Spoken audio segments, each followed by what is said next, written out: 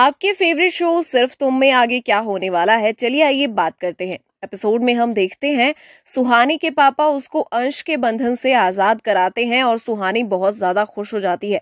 आगे सुहानी रणवीर के पास जाकर कहती है, अगर तुम मेरी लाइफ में फिर से लौट कर आ गए तो मुझे बहुत खुशी होगी।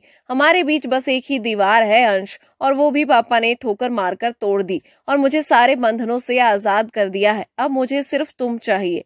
आगे पता चलता है कि ये तो बस सुहानी का एक सपना था। आगे सुहानी रणवीर को पूछती है कि तुम उस दिन शादी में क्यों नहीं आए, क्या हुआ था उस दिन पर। रणवीर कहता है कि वो बीती बातें हैं, छोड़ दो। रणवीर सुहानी पर भड़क जाता है और कहता है, एक बार में समझ नहीं आती क्या तुम्हें, बोला ना नहीं बता सकता। आगे मिस्टर ओबरॉय रिया के पापा से कहते हैं, रणवीर की शादी सिर्फ और सिर्फ रिया से होगी। फिर दोनों हाथ मिला लेते हैं। उसके बाद रिया रणवीर से शादी की बात करती है और सुहानी सुनती है और नाराज होकर चली जाती है। रणवीर रिया को कहता है, तेरी और मेरी शादी कभी नहीं हो सकती, तू मेरी दोस्त है, मैं किसी और के बारे में सोच भी नहीं सकता हूँ।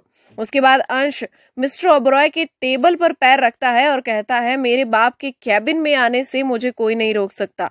उसके बाद मिस्टर ओबरॉय कहते हैं, जाओ जाकर ढिंडोरा पीटो कि मिस्टर ओबरॉय मेरा बाप है, मुझे कोई फर्क नहीं पड़ता। अंश कहता है, अगर मैंने सुहानी को आजाद कर दिया तो आपका बेटा रणवीर सुहानी से शादी करेगा और फिर आपकी और रिया के पापा की डील कैंसिल हो जाएगी। आगे सुहानी बहुत रोती है और अंश की माँ कहती है, रणवीर और तुम कभी एक दूसरे के लिए बने ही नहीं थे।